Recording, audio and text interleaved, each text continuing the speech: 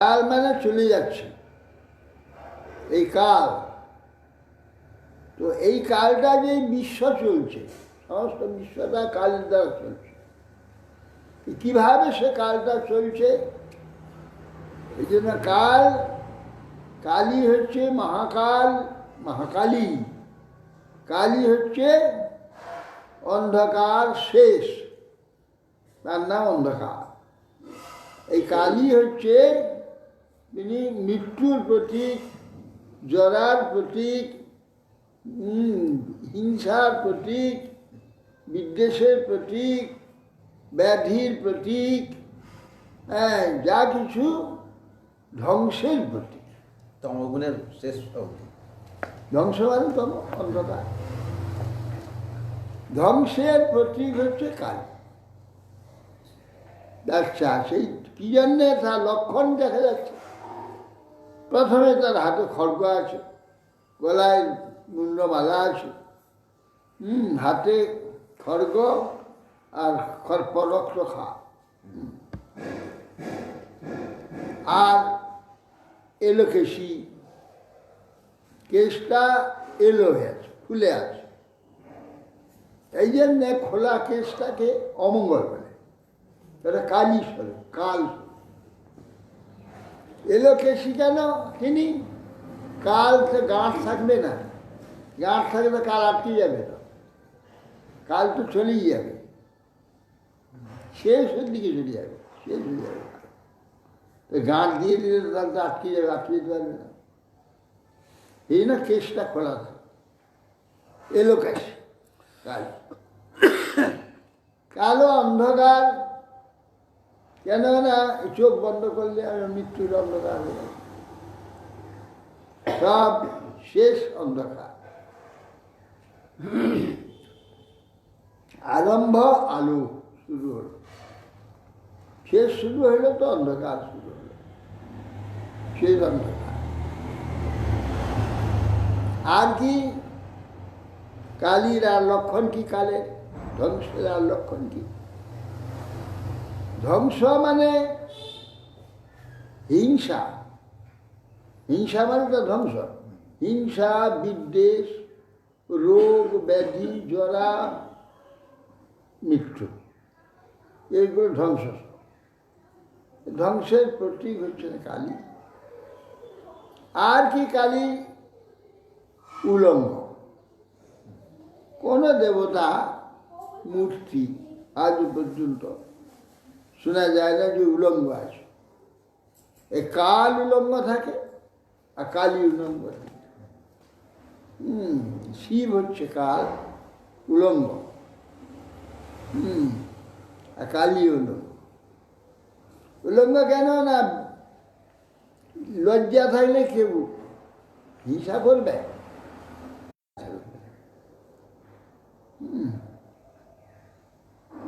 হিংসার কোনো লজ্জা নেই, জরার কোনো লজ্জা নেই, মৃত্যুর লজ্জা আছে।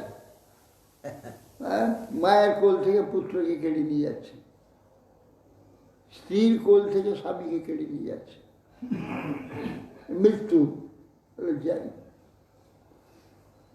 জরার লজ্জা নেই। এত সুন্দর শরীরটাকে এবার হাড় করে দিল, শিরা। লজ্জা থাকলে এটা করতে পারে? লজ্জা নেই, এই জন্য উলঙ্গ। আর ভক্তকে গান গাবে, বসন পর বসন পর, বসন গর মা গো তুমি, বসন পর তুমি। আবার কোনো জায়গায় নাম আছে ভদ্রকালী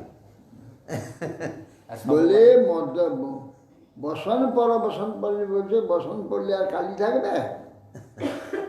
কালী থাকবে না, বসন্ত আর পড়া চলে যাবে, তাহলে তার কাজ বন্ধ হয়ে যাবে। জরা, মৃত্যু, হিংসা, দেশ, রোগ ব্যাধি, এইগুলো হচ্ছে থাকলে, যদি লজ্জা থাকে এগুলো হবে না, এগুলোর লজ্জা নেই। সত্যি সাধক যারা তারা কেউ বলেন যে কালী ব্রহ্মবিদ্যা প্রদায়িনী হয়, কালী ব্রহ্মবিদ্যা প্রদায়িনী হয়। কালী ব্রহ্মবিদ্যা প্রদায়িনী, কালী কেন? ব্রহ্মবিদ্যা খেয়ে দিতে না পারে? ব্রহ্মবিদ্যা গুরু দিতে পারে, ব্রহ্মবিদ্যা এগুলা কালি দেবেন কেন? দেবতাগণ দিতে পারে।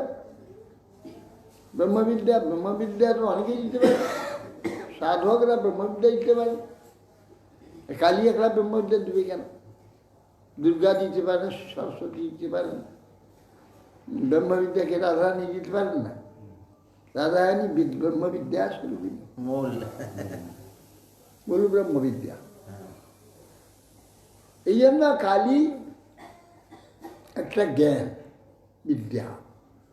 কি বিদ্যা হলো? কি জানলে? আর এই যে কালীর নিচে যে সব পড়তে কালী কি জানলে? কালী কালী মৃত্যু স্বরূপিণী, জরা স্বরূপিণী, হিংসা স্বরূপিণী, বিদ্বেষের স্বরূপিণী, রোগের স্বরূপিণী, ব্যাধির স্বরূপিণী। এই কালী জ্ঞান হয়ে গেল। এই জগতে এইগুলো যে সবই কালী। কাল মানে ধ্বংস, কাল মানে শেষ, কাল। সবের বসিয়া আছে, সবাই বলে শিব, হ্যাঁ, সর্ববাহিনী, সর্ববাহিনী শিব।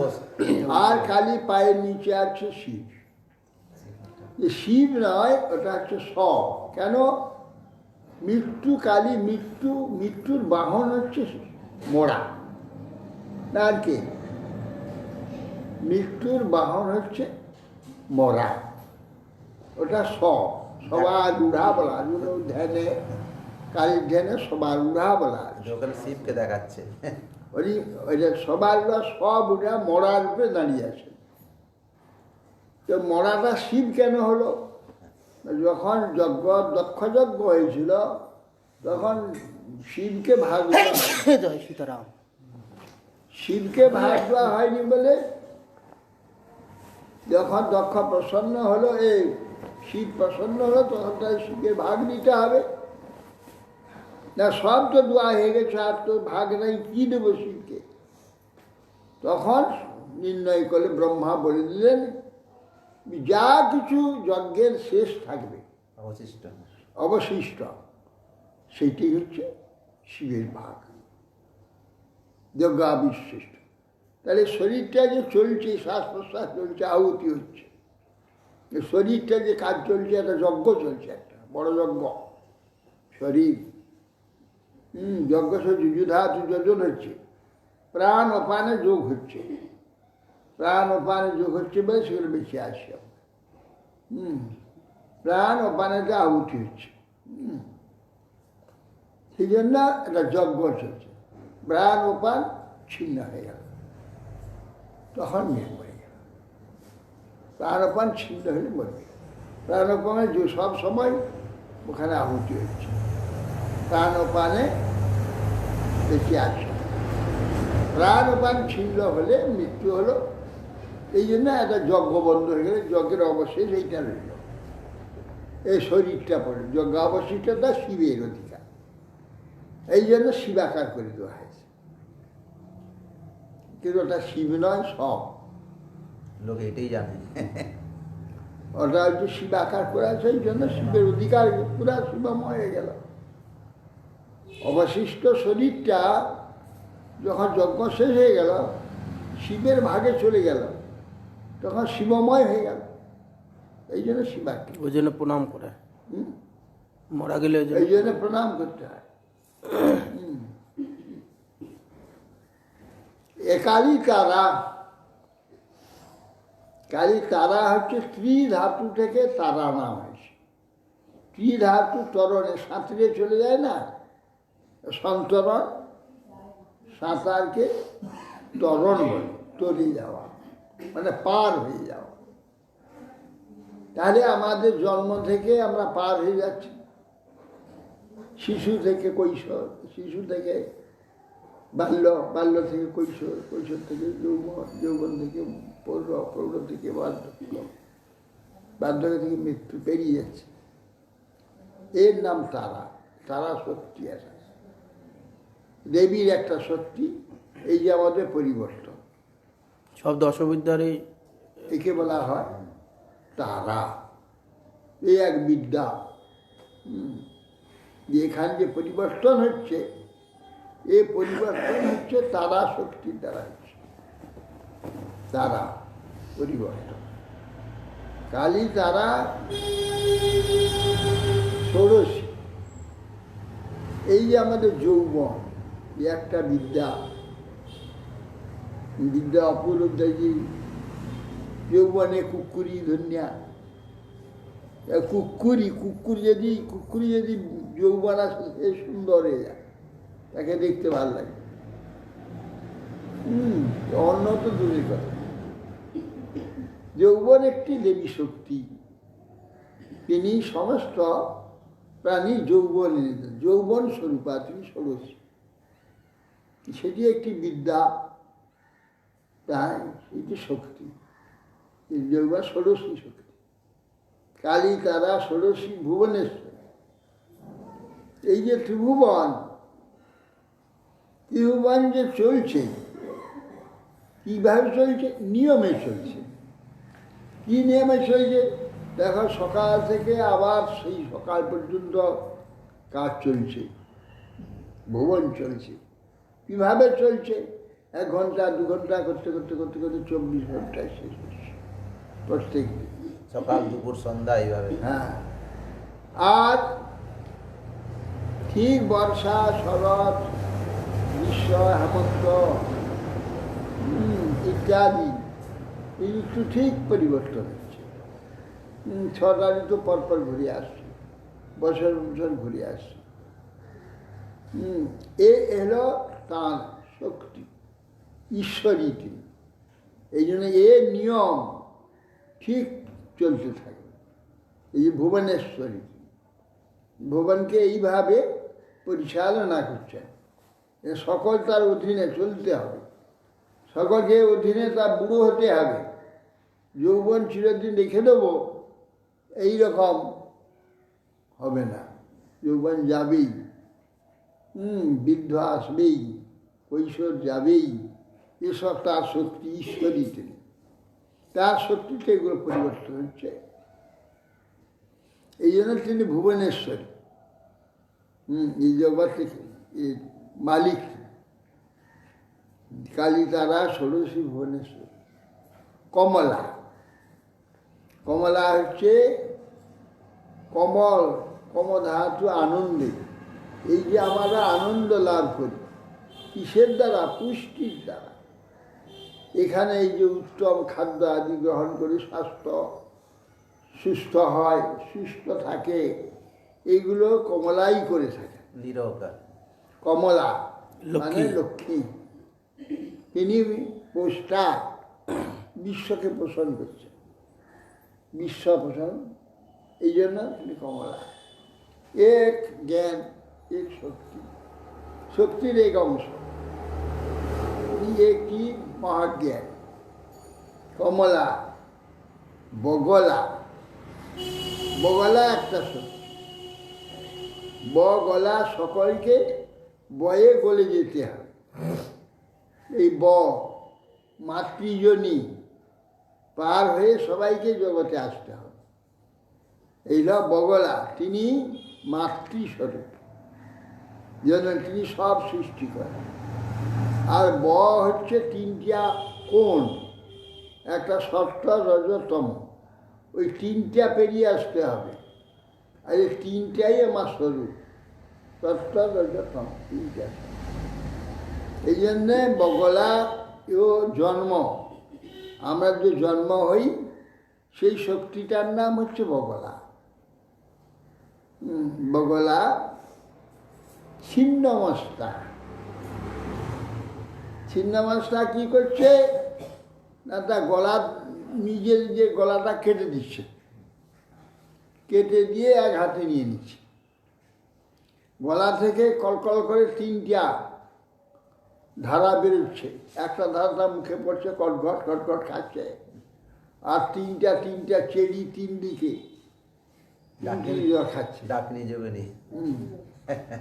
3টা করছে।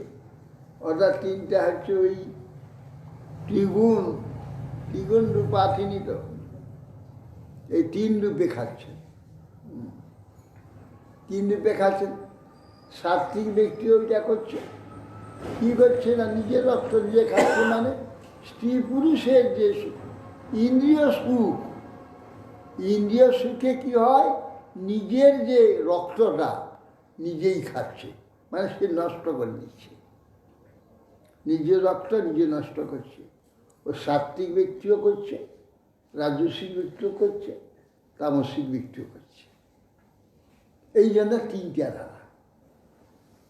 এই যে ইন্দ্রিয় সুখটা ভোগ শুধু তামসিক ব্যক্তিরা করে না, তামসিক ব্যক্তি করছে, রাজস্বিক ব্যক্তি করছে, সাত্ত্বিক করছে। এই জন্য ওই গলা থেকে রক্তের ধারা দেখবেন তিনটা হয়েছে, একটা দেবীর মুখে পড়ছে, আর দুজন চেরি, সে চেরি তিনটে খাচ্ছে। এই জন্য সাত্ত্বিক, রাজস্বিক, তামসিক। সাত্ত্বিকভাবেও ভোগ, সাত্ত্বিক যারা তারাও ওই ইন্দ্রিয় ভোগ করছে, রাজস্বিকরা ভোগ করছে, তামসিকরা ভোগ করছে, সকলে নিজের রক্ত নিজে খাচ্ছে।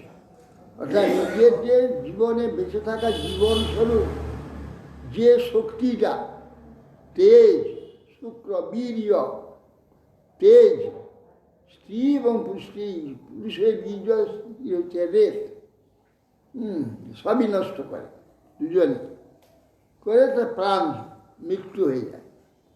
আর যেগুলো এইগুলো অত্যন্ত বেশি অসংযমী যারা, তাদের এই ডায়াবেটিস, তাদের যক্ষা ইত্যাদি নানা রোগ সৃষ্টি হবে। হ্যাঁ, নানা সৃষ্টি হয়ে সে অকালে মরে যায়।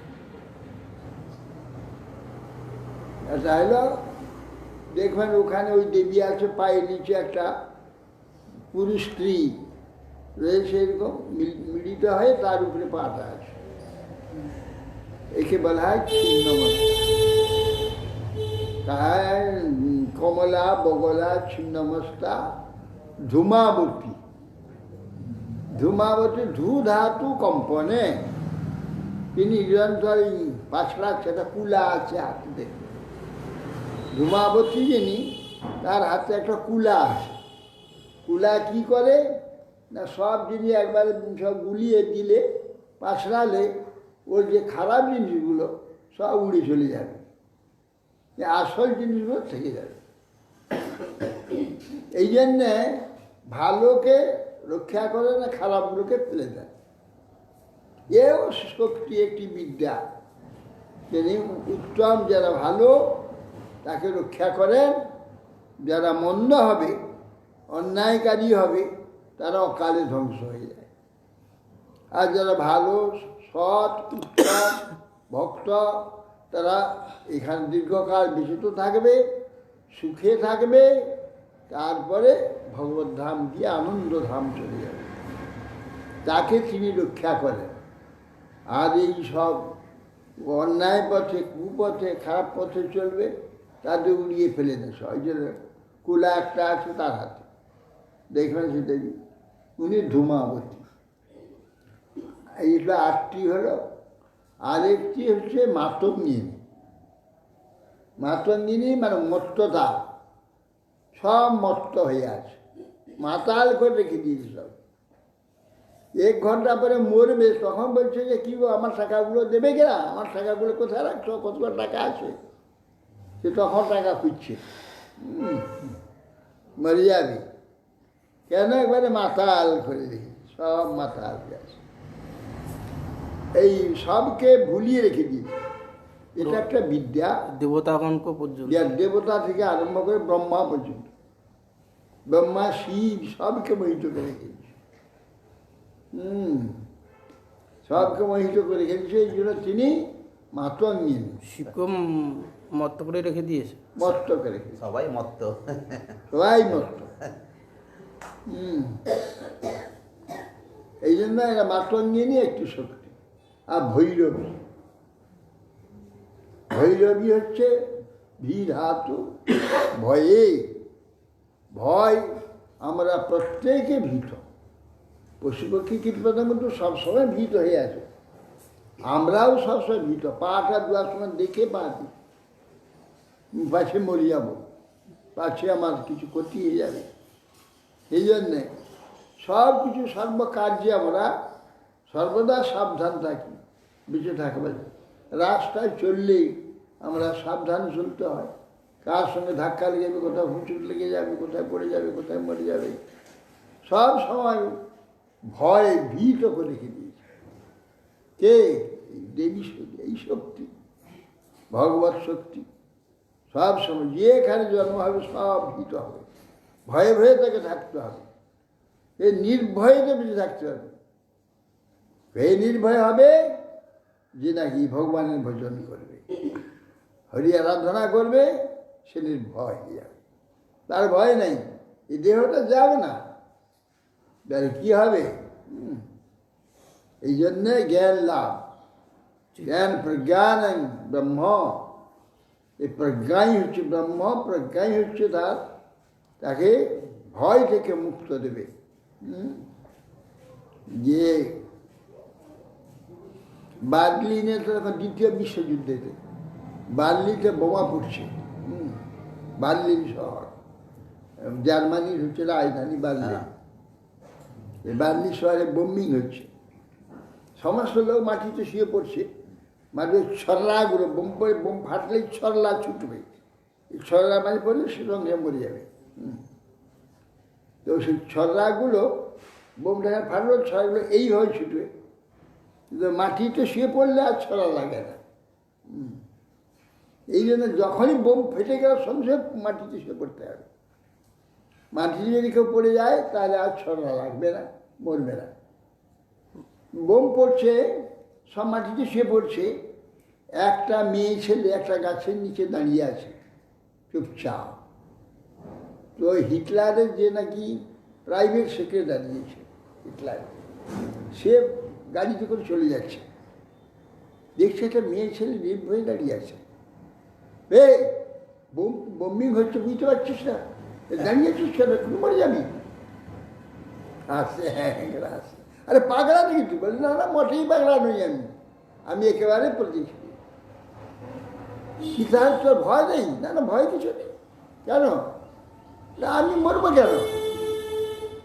পড়ছে মরে যাবো তো? আমিও মরবো না, আমার তো মৃত্যু নাই, আমি অজর অমর। কী করে জানলে? না, ভারতের একটা বই আছে স্বর্গের গান, গীতা তার নাম। সেই গীতা আমি পড়েছি, আমার লেখা আছে আমার মৃত্যু নাই, আমি মরি না। নন্দং ছিন্দন্তি সস্তা নিরন্দং দহতি পাবপন শৈবং হৃদয়ান্ত পুনঃতি মান্ত অক্লেদ্বয়ম ছদ্ম উদাহ্য সুখেব নিত্য সর্বগত স্থান রচলয়ং সনাতন। আমার মৃত্যু নাই। বা ভারতের এমন একটা বই আছে যার জ্ঞান পেট নিয়ে এই বম্বিং হচ্ছে, তার তোমার ভয় নেই, তুই নির্ভয় কাছে দাঁড়িয়ে নিয়ে সব। তারপরে যখন দ্বিতীয় বিশ্বযুদ্ধ শেষ হয়, ওই হিটলারের প্রাইভেট সেক্রেটারি বোম্বেতে এসেছিল। বোম্বেতে এসে সে একজন আর্য সমাজী, যদিও তারা এইসব সব মানে বিশ্বাস করে না, তাহলে সেখানে এসেছিল আর্য সমাজী একটা মঠে এসেছিল, যে গীতাটা আমাকে বুঝিয়ে দেয়। ওইখানে গীতা পড়েছিল, গীতা জ্ঞান লাভের জন্য ওখানে এসেছিল হিটলার প্রাইভেট সেক্রেটারি। দেখুন যে হরিভক্তি ভগবানের আশ্রয় করলে স্বল্পমপ্যস্য ধর্মস্ব তাই হচ্ছে মহৎ ভয়। এই মহৎ ভয় হচ্ছে মৃত্যু। অল্প জ্ঞান হলে মৃত্যু ভয় থেকে নির্মুক্ত হয়ে যায়। জ্ঞান ব্রহ্ম, ব্রহ্মে আশ্রয় করলে এতদ অক্ষরম গার্গী বিদুত্বা অস্মাদ লোকাত প্রৈতি সব্রাহ্মণ। ব্রাহ্মণ ব্রহ্মবিদ, তা সে নির্ভয়, ভয় শূন্য। তত্ত্বমসি জ্ঞানপ্রাপ্ত ব্যক্তি অবশেষে ভগবত ভক্তি লাভ করিয়া ব্রাহ্মণ হয়। অহং ব্রহ্মাস্মি, এই বাক্যে যে বিদ্যার প্রতিষ্ঠা, এই বিদ্যা যদি চরমে ভক্তিরূপিণী না হন তাহলে তাহার নিন্দা ঈশাবস্য এইরূপ কথিত হইয়াছে। অতএব ভক্তি লাভ হলেই তখন এই যে 10টি ভয়ের কথা, এই 10টি বিদ্যা যে এটা জেনে এই 10টিকে বাদ দিয়ে এর বাইরে যেতে হবে। 10টির বাইরে হচ্ছে ব্রহ্মবিদ্যা, 10টা দিয়ে জগৎকে বন্দি করে রেখেছে। আর এই 10টি দিয়ে জগৎকে মোহিত করে রেখেছে। এই জগৎটি 10টির মধ্যে রয়েছে, এই জন্য দেবীর 10টা হাত। 10টা হাতটা 10টা বিদ্যা, এই 10 হাতেতে 10 দিক ঘিরে রেখে দিই, এই জন্য 10টা দিক। সব দিকে তার হাত আছে, তার বাইরে কেউ বেরিয়ে যেতে তার থেকে বেরিয়ে পালাতে পারবে না। 10 দিক তার হাত, 10টা বিদ্যা তার হাত, 10 হাত। এই জন্য এই সেই অক্ষরকে না জানলে তার এই যুগটি। আর জগতে কালীর মধ্যে সবাই মোহিত। হ্যাঁ? আসছি। আচ্ছা, কাজ আছে। হ্যাঁ যেতে হবে। যাও। অন্ধং তমঃ প্রবিশন্তি য অবিদ্যাম উপাসতে তত ভূয়ৈব তে তম जो উবিদ্যায়াঙ্গরতা। অর্থাৎ অবিদ্যার উপাসনাপূর্বক তিনি আত্মার চিন্ময়ত্ব না জানেন, তিনি সুতরাং ঘোর অন্ধকারে প্রবিষ্ট হবেন। আত্মার যে চেতন, যে আত্মা, তার যে অমরত্ব, সে কখনো পরিবর্তন হয় এটা জানে না, না জানে, সে ঘোর অন্ধকারে প্রবিষ্ট হবে। যে এখনকার যে লেখাপড়া হয়েছে, এই সব লেখাপড়া পড়লে অন্ধকারে ঢুকবে, এটা অবিদ্যাই। অবিদ্যা। তত ভূয়ব চেতম, যে উবিদ্যা নেই। আবার উবিদ্যায় প্রবেশ করলে তার চেয়ে আরো অন্ধকার হবে। কি সেটা? অর্থাৎ অবিদ্যার উপাসনাপূর্বক যিনি আত্মার চিহ্নত্ব না জানে, তিনি সুতরাং ঘোর অন্ধকারে প্রবিষ্ট হবেন। আর অবিদ্যা পরিত্যাগপূর্বক জীবকে চিৎকন না জানিয়া ব্রহ্ম মনে করে, অহং ব্রহ্মাস্মি, এটা উবিদ্যা। আমি দেহ, এটা অবিদ্যা।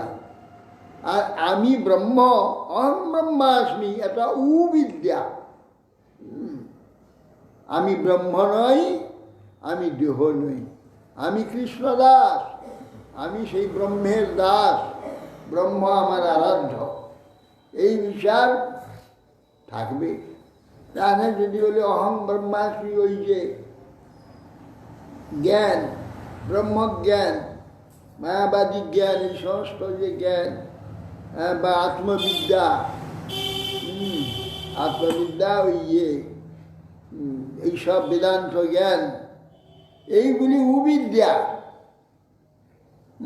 যে উবিদ্যা একতা নিয়ে বলছেন তত্ত্বমসি জ্ঞান প্রাপ্ত না। ये गार्गी অক্ষর ব্রহ্ম না জানলে তো হয়ে গেল। অবিদ্যা, উবিদ্যা হচ্ছে আমি ব্রহ্ম, এইটা মনে করেন তাহারা অবিদ্যায় পড়িয়া তাহা হইতে অধিকতর অন্ধকারে প্রবিষ্ট হয়।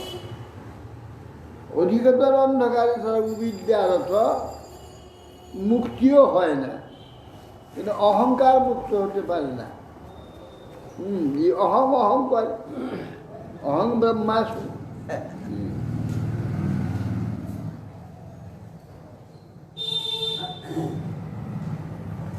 প্রত্যেক উপনিষদে প্রত্যেক মন্ত্র